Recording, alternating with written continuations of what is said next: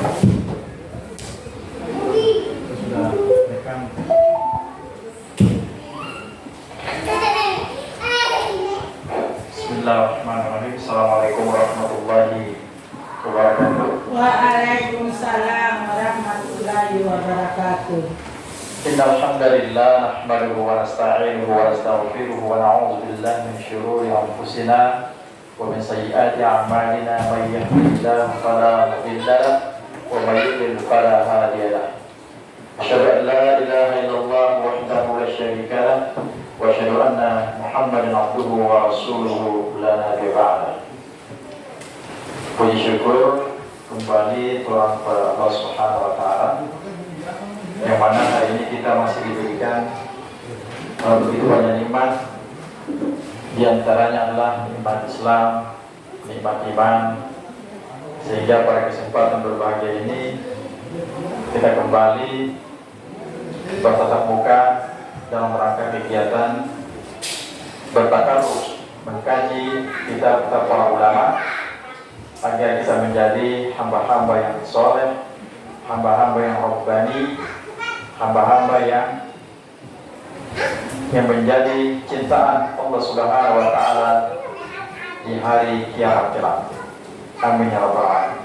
Salawat dan salam senantiasa marilah kita kirimkan kepada junjungan kita Nabi besar yang mulia Muhammad sallallahu alaihi wasallam, serta keluarga beliau, para sahabat-sahabat beliau radhiyallahu anhum ajma'in.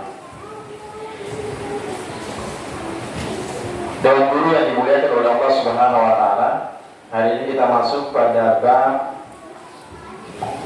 tentang masalah aturan atau hukum mandi janabah.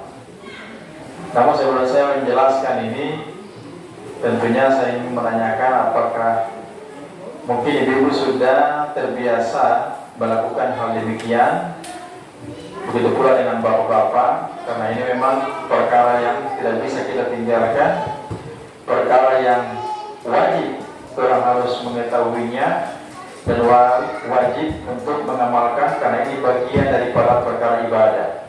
Jadi ibadah bukan hanya sholat, puasa, haji dan umrah, tapi perkara-perkara ini juga kita harus melakukan, karena ini adalah kesucian seorang muslim dan muslimah untuk menghadap Allah Subhanahu wa taala. Siapa yang tidak melakukan ini, maka sholatnya, puasanya, tawafnya, ya, jika dia dalam kondisi tawaf dia tidak melakukan hal ini, maka batal haji dan umrah. Yaitu mandi janabah. Mungkin kita sudah tahu, tapi sesuai dengan syariat Islam ini yang harus kita pelajari agar menjadi nilai ibadah di sisi Allah Subhanahu wa taala. Yang pertama adalah pelajaran al-ghuslu. Ada 4 pelajaran. Pelajaran yang pertama itu adalah syariat tentang mandi dan penjelasan tentang kewajiban mandi janabah. Kalau ibu-ibu punya anak perempuan yang mungkin sudah menganjak dewasa, pasti dia mendapatkan haid, maka itu juga harus diajarkan tata cara mandi janabah. Begitu pula anak-anak kita ketika dia sudah akan mau menikah, pasti dia harus mengetahui mandi janabah. Kalau tidak, dia belum tentu membawa sebuah rumah tangga sesuai dengan tuntunan ajaran Islam. Maka ini perkara yang memang harus kita mengetahuinya. Yang pertama adalah syariat tentang masalah mandi. Masalah mandi ini dibicarakan dalam Quran, ya. Dalam Quran, al-ghuslu masyru'un bil kitab wa sunnah. Mandi disyariatkan berdasarkan kitab dan sunnah. Jadi mandi bukan semaunya orang, tapi memang ada aturannya. Aturan tuntas, yaitu surah Al-Maidah ayat 6, wa in kuntum junuban fattaharu. Hendaklah kalian jika kalian dalam kondisi junub, maka hendaklah kalian bersuci. Junub yang dimaksud ini adalah janabah. Ketika mungkin suami istri berhubungan, setelah itu dia harus berjanabah. Lalu dia dalam kondisi junub, maka dia harus bersuci. Kemudian di dalam surah An-Nisa ayat 43 itu Allah mengatakan begini, wala junuban illa abir sabil hatta tartasil. Jika seorang itu dalam kondisi junub, maka yang dia lakukan itu, maka yang tidak boleh dilakukan ini membaca ibadah illa abir sabil hatta tartasil. Dia hanya lewat berjalan saja hingga dia mandi. Maksudnya di sini, kalau misalnya orang dalam kondisi junub, dia tidak boleh masuk di tempat ibadah, musola, sholat, ya, itu tidak boleh, kecuali dia hanya berlalu. Jadi kalau misalkan saya mau maaf, boleh kasih, makan dari depan kasih. Umi, mau bermain di luar ya? Apa? Ini Pak dia. Nah, kita apa tuh? Lalu dia hanya melewati saja. Jadi misalkan kalau kita dalam kondisi di masjid, orang haid atau laki-laki yang belum basah tidak boleh masuk ke dalam masjid, tidak boleh sama sekali. Dia hanya berlalu saja, ya, berlalu. Misalkan kita suami ada itikaf di masjid, istri lagi dapat halangan, suaminya apa? Boleh bawa saya ke sarung kah, kopiah kah, kemana?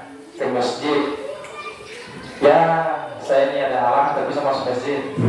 Maka hal ini ibu-ibu yang lakukan adalah cuma hanya sekedar di luar saja, di luar memberikan pakaian atau sesuatu untuk kebutuhan suami yang ketika baru istri tinggalkan itu masjid, tak boleh berdiam di dalam masjid. Itu. Kemudian kata Nabi Sallallahu Alaihi Wasallam dalam riwayat Muslim, ya, dalam riwayat Muslim itu maksudnya,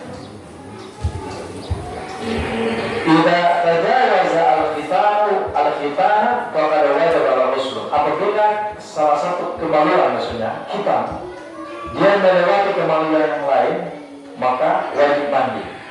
Ya, maka wajib mandi. Ini jelas hubungan suami istri, bukan orang bujang, ya, bukan orang bujang, tidak ada sini. Bukan orang yang, maksudnya orang yang tidak menikah, ya, orang sudah menikah maksudnya.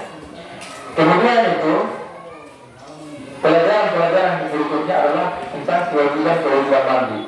Apa saja yang harus kita lakukan ketika kita berjanabah atau mandi wajib? Mandi wajib tashmulu al-jima', meliputi jima', ya. Jadi janabah itu meliputi jima', hubungan suami istri. Wa huwa al-qita'u khitanain walau bidun inzal, ya.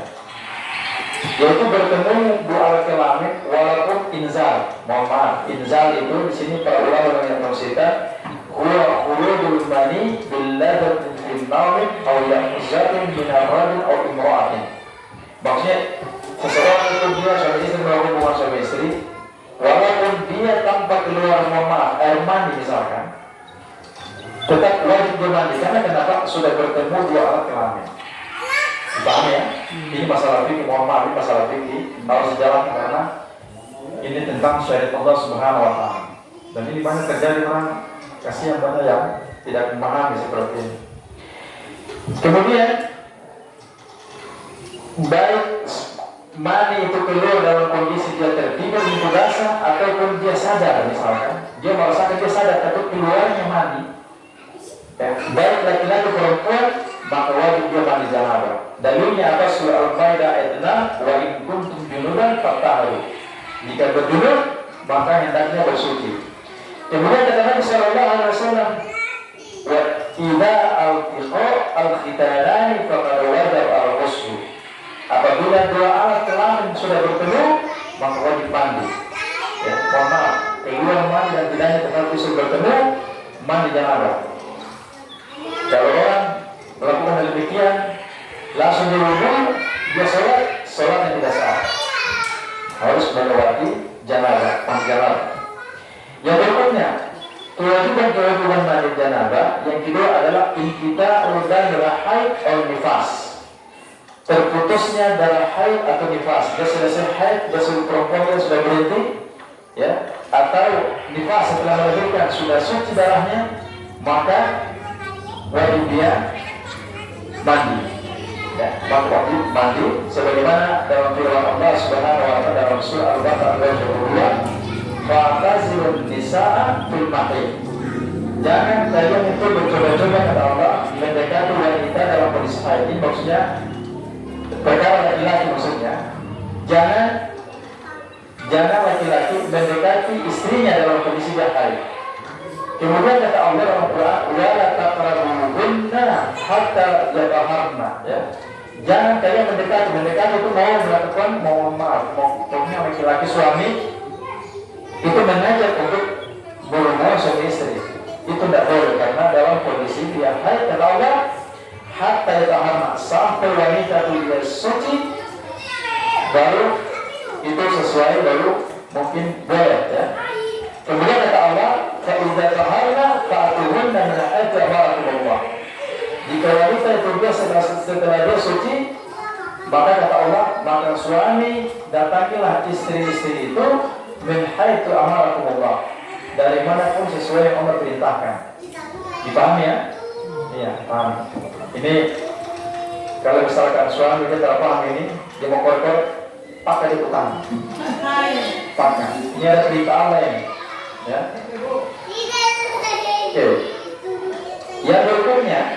Yang berikutnya itu Nabi Sallallahu Alaihi Wasallam pernah menjelaskan kepada seorang wanita begini, "Umkuti yang pada maka natahsibuka haidatuki thumma uqtusi." Karena mengatakan kepada seorang perempuan, berhentilah atau tinggallah sejenak, maksudnya dalam kondisi karena engkau dalam kondisi haid. Setelah kamu haid, setelah suci, kata Nabi, mandilah, ya, mandi janabah. Nanti kita ajarkan tata cara mandi janabah dari sini. Syarat yang ketiga bagi orang itu yang wajib mandi janabah yaitu ad-dukhul fil Islam. Faman dakhala fil kuffar ila Islam wajib alaihi yaktasilu. Hayyaktasila. Yaitu siapa saja yang masuk ke dalam Islam dari kalangan orang-orang yang kafir, maka wajib baginya untuk mandi. Jadi kalau perhatikan, kalau orang masuk Islam, ya, dia mau masuk Islam, suruh dia mandi dulu, baru kita bersyahadat. Ya. Mandi dulu, Pak, kita nih mau masuk Islam. Ya berapa orang? Berapa orang? Laki dan pada 3 laki-laki, 2 perempuan. Oke, suruh mereka mandi dulu. Bimbing. Yang perempuan bimbing perempuan, laki-laki bimbing laki-laki. Cara mandi janabah, setelah itu baru bersyahadat. Ini sebagaimana ya Nabi Sallallahu Alaihi Wasallam menetapkan kepada seorang bernama Sumama Al-Hanafi. Ketika waktu itu mungkin dia masuk Islam, Nabi perintahkan dia untuk mandi dulu baru ucapan kalimat syahadat. Dipahami ya? Yang berikutnya, wajibnya mandi janabah adalah al-maut, kematian. Fa idza mata al-muslim wajib taksiluhu di amri Rasulullah sallallahu alaihi wasallam bidzalika idza amara bi taksil ibnatihi Zainab lamma matat kama warada lahu fi sahih. Jadi seorang itu ketika dia sudah meninggal dunia, maka dia wajib dimandikan mandi janabah, ya. Mandi. Kenapa? Karena Nabi sallallahu alaihi wasallam memerintahkan kepada orang untuk memandikan anaknya perempuan namanya Zainab, ya. Ketika Zainab meninggal, lalu orang-orang itu memandikan Zainab, khususnya perempuan, ya. Jangan perempuan, kemudian ada cewek meninggal, laki-laki mau kasih mandi, tidak bisa. Misalkan laki-laki meninggal, cowok perempuan kasih mandi, tidak bisa. Jadi laki-laki mandikan laki-laki, dia mau ahli keluarga, ya. Kemudian kalau perempuan meninggal, dia punya saudara perempuan atau dia punya ibu misalkan. Ibu yang meninggal, maka wajib dia punya anak perempuan yang kasih mandi. Baik. Yang berikutnya, yang dianjurkan untuk mandi besar, ya, yang pertama yaitu pada hari Jumat. Ini bagi laki-laki. Nabi Sallallahu Alaihi Wasallam mengatakan, "Ghuslul Jum'ati wajibun ala kulli muhtalim." Wajib bagi seseorang itu, bagi laki-laki untuk mandi pada hari Jumat bagi yang sudah akil balik. Yang kedua, dianjurkan untuk mandi yaitu ihram, ya. Disunahkan bagi orang yang ingin melakukan ihram, pakai pakaian ihram untuk melakukan umroh atau haji, hendaknya untuk dia mandi, karena Rasulullah SAW melakukan hal itu. Jadi kalau ibu berangkat umroh, yaitu harus mandi dulu, dianjurkan untuk mandi, baru menggunakan laki-laki menggunakan pakaian ihram, begitu ya, begitu.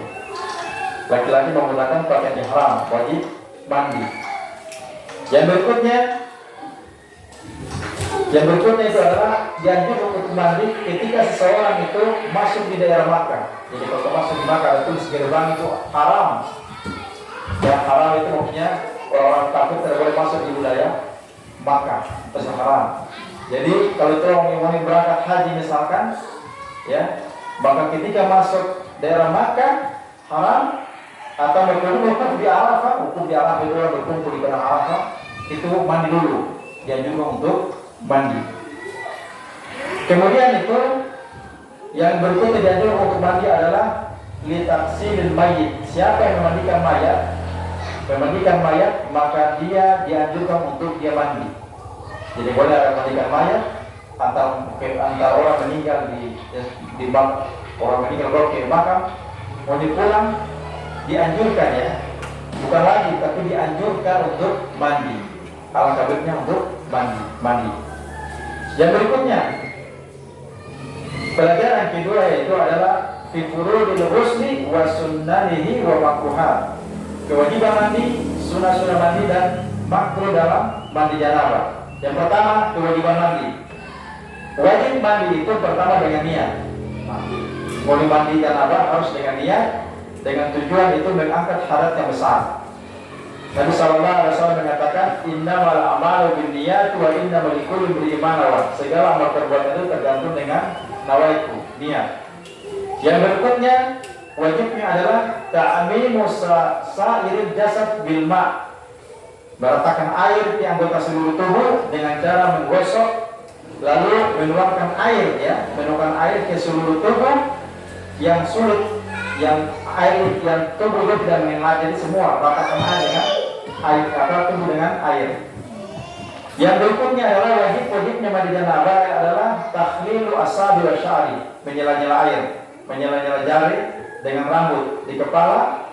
Kemudian itu sampai seluruh anggota badan harus, bagian yang dibasuh harus semua kena air. Sunnah-sunnah mandi yang pertama adalah mengucapkan Bismillahirrahmanirrahim dalam hati. Kalau toilet tidak usah mengucapkan baca Bismillah besar, tapi dalam hati Bismillah mandi. Kemudian itu membasuh kedua telapak tangan, ya. Bermula membasuh kedua telapak tangan sebelum kedua telapak tangan masuk ke dalam ember. Jadi jangan ada ember begini mau langsung masukkan dan ini, tapi harus ditahan dulu 3 kali baru masukkan ke dalam ember. Jika tidak ada bokor atau tidak ada gayung, ya, kalau ada gayung bolehlah langsung tangan bisa ambil gayung baru cuci dua.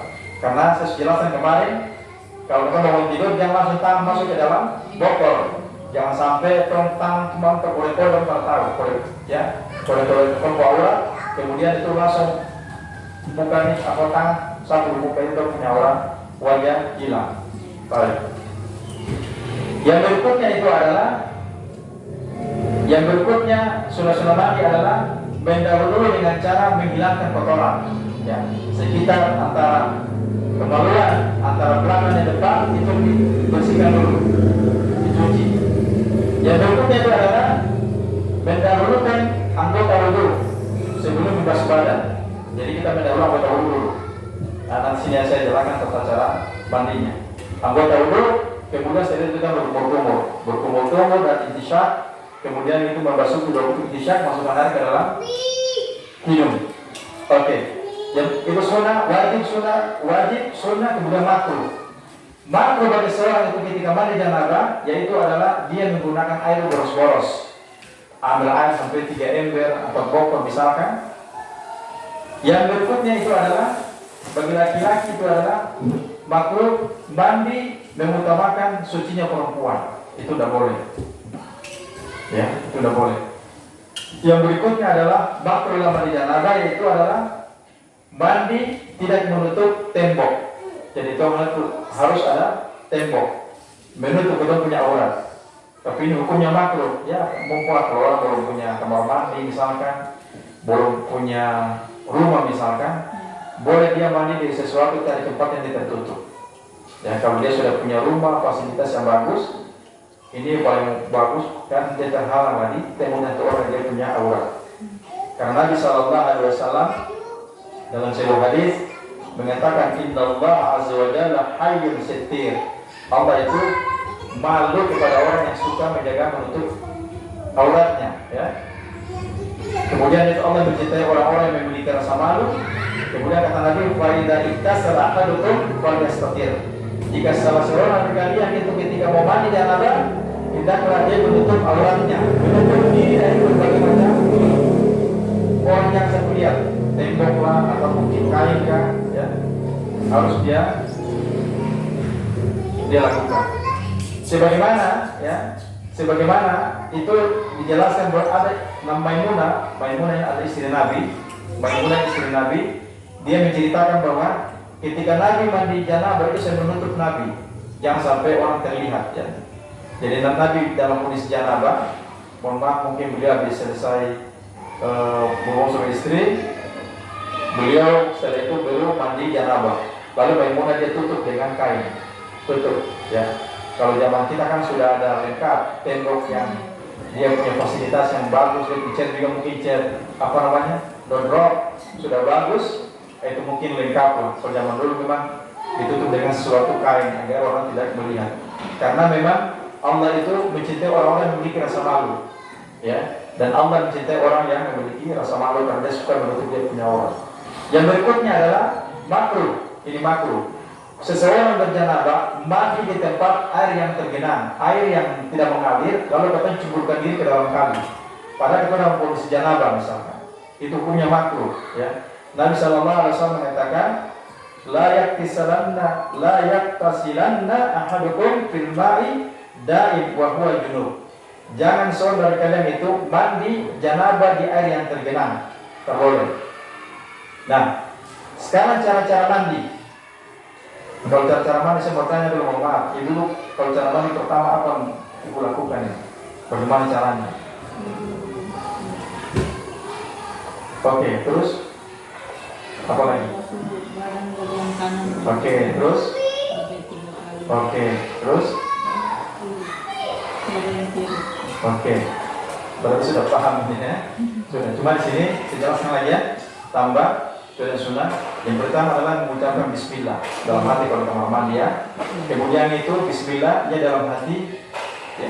Dia dalam hati untuk menghilangkan hadas besar. Setelah itu dia mencuci telapak tangan dulu, ya, telapak tangan. Kemudian itu dia membersihkan istinja membersihkan kemaluannya baik depan maupun belakang, di sekitarnya itu dia sebar kotoran. Kemudian dia berwudu, wudunya wudu kecil. Kemudian itu kecuali kaki tidak bisa dicuci tidak jadi masalah. Tangan anggota wudu, nanti kaki itu bersamaan dengan mandi. Nah itu juga terjadi persoalan. Setelah itu nanti lalu dia menyela-nyela dia punya jari sambil berwudu berkumur seperti biasa. Setelah mencuci anggota wudu, lalu air itu semua di ini, ya, di semua jari tangan, semua di ini semua kepala, dasar di rambut di kepala. Kemudian itu dia membasuh kepala yang tidak tidukan, lalu setelah menyiram air, dia menyiram air dari sebelah kanan, ya, menyiram sebelah kanan mulai ke atas. Setelah itu juga dilakukan di sebelah kiri. Nah, ini hadisnya diceritakan begini. Aisyah menceritakan, Aisyah istri Nabi, kan Rasulullah Sallallahu Alaihi Wasallam idza arada ayaktasila minal janabah, apabila Nabi itu ingin mandi janabah, yang pertama beliau lakukan adalah membasuh kedua tangannya sebelum kedua tangannya masuk ke dalam bejana. Jadi dulu mungkin terada keran, ya, beliau cuci tangannya dulu baru masukkan ke dalam ember. Lalu beliau mencuci kemaluannya dulu baru kita berwudunya itu untuk sholat. Setelah itu ada menyiram air di atas rambut, kemudian dengan 3 kali cibukan. Nah, lalu beliau menyiram air di seluruh anggota tubuh mulai di sebelah kanan. Oke. Sekarang saya mau tanya, ibu-ibu, Yang dilarang bagi orang berjanabah itu apa kira-kira? Dia dalam kondisi junub. Apa yang dia tidak boleh? Apa saja yang dia tidak boleh lakukan? Apalagi? Berpuasa apalagi? Apa lagi? Membaca doa. Kayak apa lagi? Ya oke. Yang pertama yang tidak boleh lakukan itu sudah jelas tadi ya. Tidak boleh baca Quran kecuali baca auzubillahi minasyaitonirrajim. Hadisnya ini begini, la taqra'ul haid wa la junuba syai'an minal Quran. Jangan wanita haid dia membaca Quran, begitu pula orang berjanabah laki-laki berjunub misalnya. Ya. Apa kata Ali radhiyallahu anhu mengatakan begini, karena Rasulullah sallallahu alaihi wasallam yaqra'una al-Quran ala kulli hal ma lam yakun junuban. Kata beliau, kata Ali bin Abi Thalib, dahulu Nabi membacakan kami itu Quran di setiap keadaan. Namun beliau tidak dalam kondisi junub. Ya, satu. Yang berikutnya adalah masuk masjid. Nah, tidak boleh ya? Tidak boleh. Illa al-murura biha al-mutarra ilaihi. Kecuali dia hanya kondisi darurat. Dan tadi saya bilang tadi, orang dipanggil, suami lagi tikar, mama mau bisa bawa saya punya alat sholat. Saya kalau bisa saya lagi ada halangan. Tak apa mau dibawa, tapi cuma hanya di teras saja. Itu boleh. Kemudian tadi menyentuh Quran, ya, mushaf tak boleh.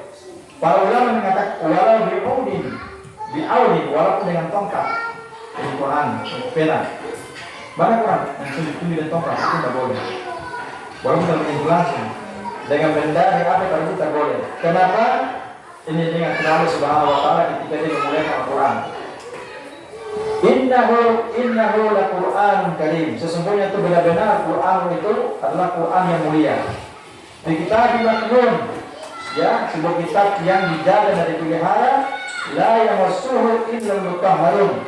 Dan tidak boleh disentuh Quran itu kecuali orang bersuci. Kemudian kata Nabi sallallahu alaihi wasallam, la tamassal Quran illa wa anta tahir. Jangan kalian menyentuh Quran kecuali dalam kondisi kesucian. Ya. Ini saya bisa sampaikan mandi janabah, insyaallah berikutnya kita masuk dalam bab tayamum, ya. Cara bertayamum. Nanti kita sampai masuk di bab sholat insyaallah. Silakan. Sebelum saya akhiri mari kita berdoa kepada Allah Subhanahu wa taala. Bismillahirrahmanirrahim. Alhamdulillahirabbil alamin wassalatu wassalamu ala rasulillah wa ala alihi washabbihi ajma'in. Allahumma ighfir lana wa liwalidayna warhamna kama rabbayana shaghira. Allahumma inna nas'aluka 'ilman nafi'an wa rizqan thayyiban wa 'amalan mutaqabbalan. Allahumma arina 'ala dhikrika wa syukrika wa husni 'ibadatik. Allahumma arina haqqan haqqan warzuqna ittiba'ahu wa arina batila batilan warzuqna ijtinabah. Allahumma ansurna 'ala al-mujahidin fi Palestin. Allahumma ansurna 'ala al-mujahidin fi Palestin. Allahumma ansurna 'ala al-mujahidin fi Gaza. Allahumma ansurna 'ala al-mujahidin fi Gaza. Rabbana atina fid dunya hasanah wa fil akhirati hasanah wa qina 'adzaban nar. Subhanallah wa bihamdika asyhadu an la ilaha illa anta astaghfiruka wa atubu ilaik. Assalamualaikum warahmatullahi wabarakatuh. Waalaikumsalam.